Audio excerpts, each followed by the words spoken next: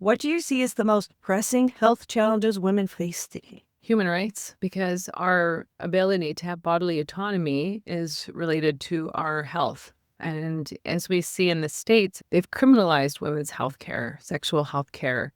They're letting young women bleed to death and go septic before they'll provide them with a simple procedure that would save their lives. And I think in Texas, it had astronomical number of deaths since Roe was overturned. They talk about it being pro-life, but they don't care about the women. And part of that is control. Because if you control our health care, our sexual health care, and our birth control, then you control us completely.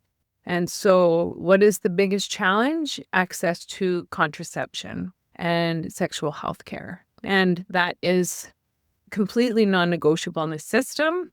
Equality, equity, bodily autonomy, and human rights are non-negotiable.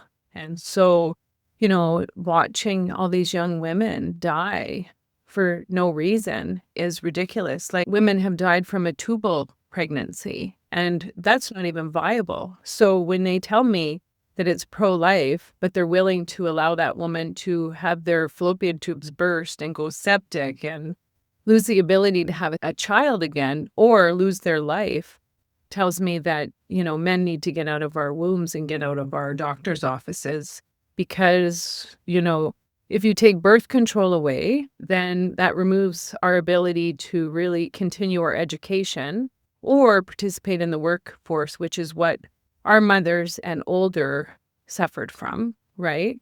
So birth control, as simple as it is, it allows women to decide when and how many children they can have or want or afford.